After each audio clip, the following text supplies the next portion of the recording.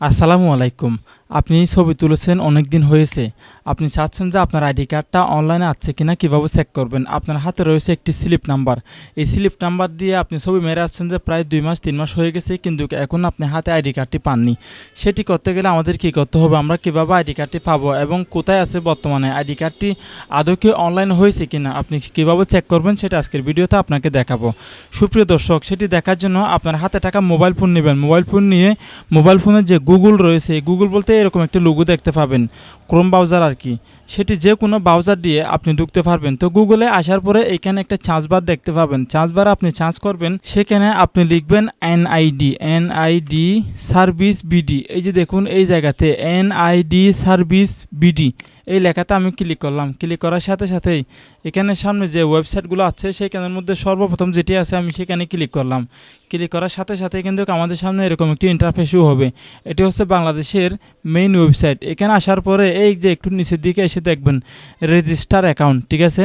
এটা যদি ইংরেজি অবস্থায় থাকে এই যে এইভাবে করে দেখতে পাবেন আপনারা। এই যে দেখুন এইভাবে দেখতে পাবেন ক্লেম অ্যাকাউন্ট, ঠিক আছে। এইখানে ক্লিক করবেন। এখানে ক্লিক করার পরে এই জায়গাতে দেখতে পাবেন এনআইডি ফর্ম নাম্বার। আমি আপাতত বোঝানোর জন্য এখান থেকে আমি বাংলা করে দিচ্ছি।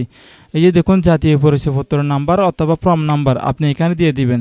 এখানে বোঝানো হচ্ছে যে আপনার হাতে থাকা যে আইডি কার্ডের যে স্লিপ নাম্বার রয়েছে, স্লিপ নাম্বারটি কীভাবে বুঝবেন? আপনার হাতে থাকা স্লিপ নাম্বারের ডাইন সাইডে উপরে কোনায় দেখতে পাবেন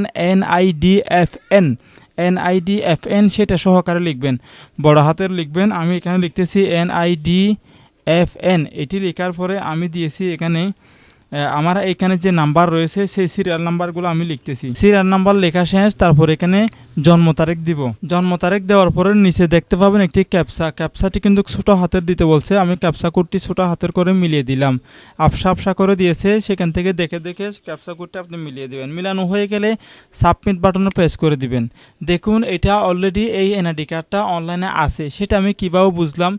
আপনি যদি না থাকে অনলাইনে তাহলে সেখানে লেখা আসবে, যদি এখানে এরকমভাবে বিভাগ, জেলা, উপজেলা এরকম লেখা আসে, এই যে দেখুন নির্বাচন করুন, এরকম সাবমিট করার মতো যদি জায়গা আসে তাহলে আপনি বুঝতে পারবেন যে আপনার এনআইডি কার্ডটা হয়ে গিয়েছে।